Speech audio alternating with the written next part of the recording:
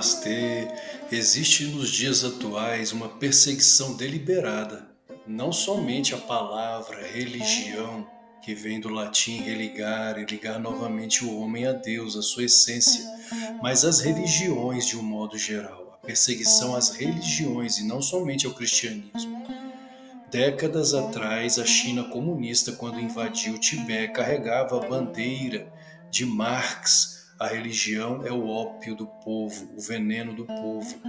Essa ideia de que a religião é um veneno, ou de que a religião aprisiona, que a religião cerceia as nossas liberdades, impede as nossas liberdades, é um pensamento totalmente baseado em erro ideológico, em erro filosófico, proposital, em verdade, totalmente proposital. Quando estudamos a origem da palavra, o sentido etimológico da palavra religião, se compreendermos o sentido, não podemos jamais afirmar que a religião aprisiona, que a religião é contrária à liberdade.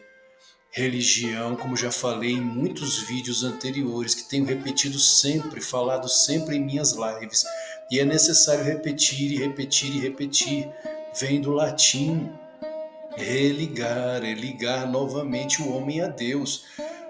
Como pode ser ruim, como pode ser errado, ou como a religião pode aprisionar ou impedir que o ser humano tenha liberdades, se o propósito dela é religar o nosso pequeno eu ao eu maior, que é Deus em nós.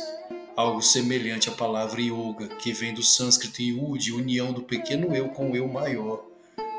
O nosso eu real, a nossa essência, que é Deus. Paramahansa Yogananda, aclamado pai do yoga no Ocidente, é autor de uma pequena obra, de um pequeno livro intitulado A Ciência da Religião. Ora, se a palavra religião ou se a prática da religião fosse algo negativo, como afirmam os marxistas e os progressistas globalistas, Yogananda, um ser onisciente, um iluminado, pai do yoga no Ocidente, não utilizaria essa palavra como ele utilizou incontáveis vezes em suas palestras, em seus escritos, como algo positivo. Por quê? Porque a nossa essência, o nosso eu maior, que é felicidade perene, alegria eternamente renovada, é Deus. Se a religião nos religa à nossa essência, então a religião não pode ser algo ruim. A ideia de liberdade pregada pelo marxismo e pelo globalismo, em verdade, pode ser compreendido não como liberdade, mas como libertinagem. Aí sim, ou seja, é a busca pelos prazeres dos sentidos, pelo hedonismo. É isso que os marxistas e globalistas, em verdade, desejam. Que as pessoas mergulhem nos prazeres dos sentidos. E aí sim é que se tornam escravas. Escravas dos sentidos, escravas dos impulsos, como se fossem animais. Talvez por isso também venha dos marxistas e dos progressistas globalistas a ideia do ser humaninho.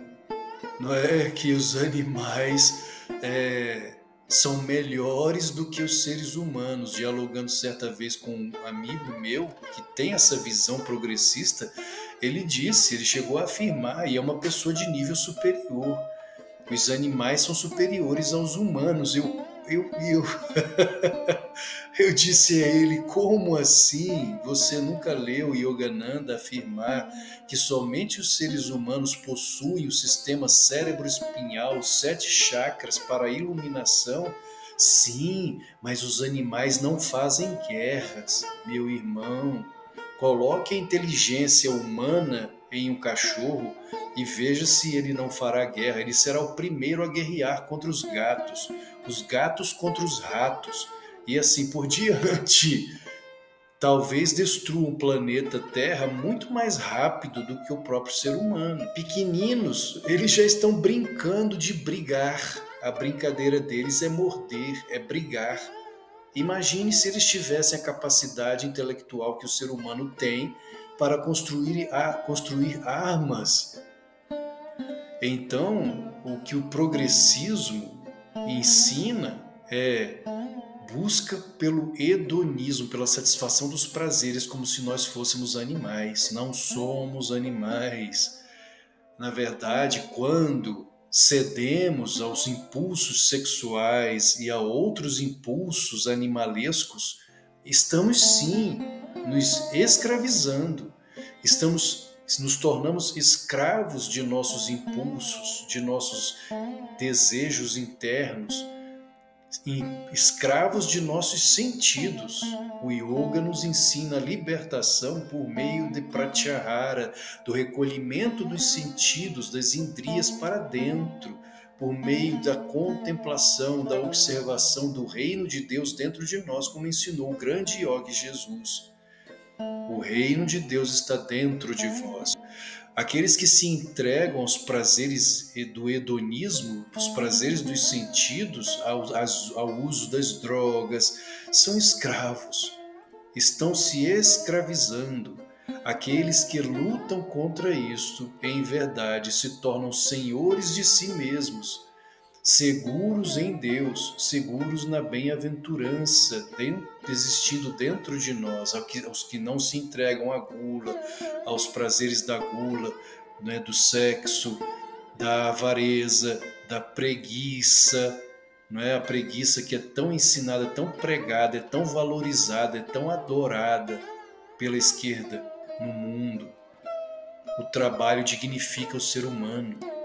Paramahansa Yogananda, em êxtase, certa vez em Samadhi, quando ele voltou a si, quando ele saiu do êxtase, o seu mestre Sukteswar deu para ele uma vassoura. Venha, vamos varrer a varanda.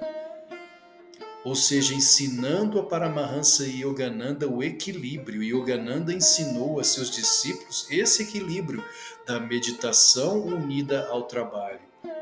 Porque ele dizia que aquele que apenas medita se torna preguiçoso. E aquele que apenas trabalha se torna mundano. Então é necessário o equilíbrio. Isso é yoga. A religião, portanto, queridos, é uma bênção. É a maior bênção que existe, porque em seu sentido etimológico é o nosso religare, como o sentido etimológico da palavra yoga, união ou junção do pequeno eu com o eu maior, realizando essa ananda, essa bem-aventurança, que aí sim, nessa bem-aventurança, nos libertamos de nós mesmos, de nossos próprios egos, que é o jiva, que é a ilusão, unindo nossos seres à felicidade perene, eternamente renovada, como ensinou Paramahansa Yogananda. Namastê.